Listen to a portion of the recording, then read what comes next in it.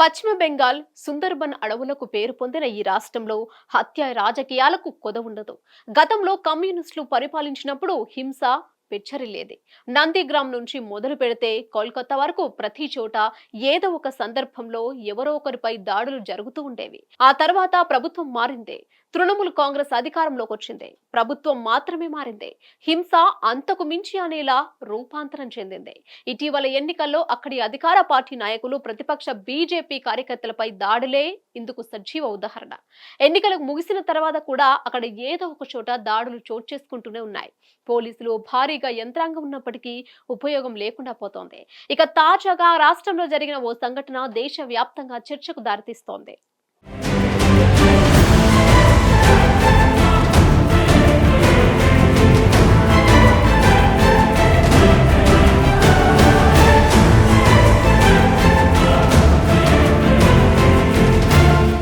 పట్టపగలు నడి రోడ్డు చుట్టూ జనం చూస్తుండగా ఓ మహిళ మరో పురుషుణ్ణి ఓ వ్యక్తి ఇష్టం వచ్చినట్లు కొట్టాడు.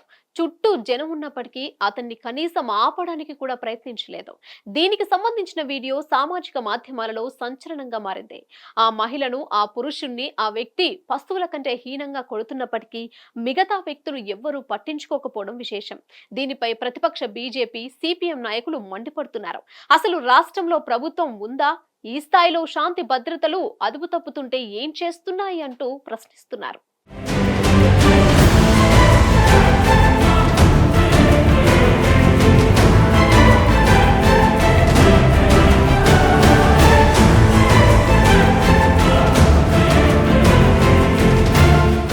నార్త్ బెంగాల్లోని ఉత్తర్ దీనాజ్పూర్ జిల్లాలోని చోప్రా ప్రాంతంలో ఈ దారుణం జరిగింది. కొంతమంది జనం అక్కడ గుమిగూడగా ఇద్దరిని ఓ వ్యక్తి కర్రతో కిరాతకంగా కొడుతున్నాడు.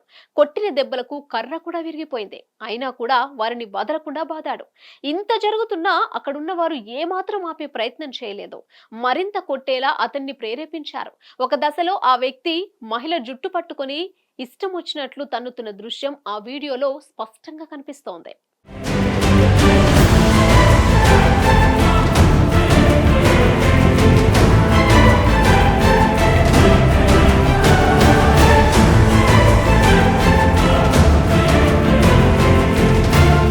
ఈ దారుణ ఘటనపై బీజేపీ మండిపడింది. బెంగాల్లో మమతా బెనర్జీ పాలనకు ఇదే నిదర్శనమంటూ బీజేపీ నేత అమిత్ మాలవ్య సోషల్ మీడియాలో ఈ వీడియోను పోస్టు చేశారు. తృణమూల్ కాంగ్రెస్ పాలనలో అమలవుతున్న చట్టాల గురించి దేశ ప్రజలు తెలుసుకోవాలన్నారు. రాష్ట్రంలో ఇదొక ఘటనే కాదు, ఇలాంటి ఘటనలు చాలా చోట్ల జరుగుతున్నాయి.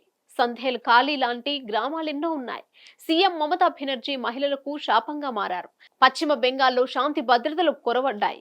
ఇలాంటి వ్యక్తిపై సీఎం చర్యలు తీసుకుంటారా, లేదా షాజహాన్ షేక్ కు అండగా నిలిచినట్లు ఇతన్ని కూడా సమర్థిస్తారా అంటూ ప్రశ్నిస్తున్నారు.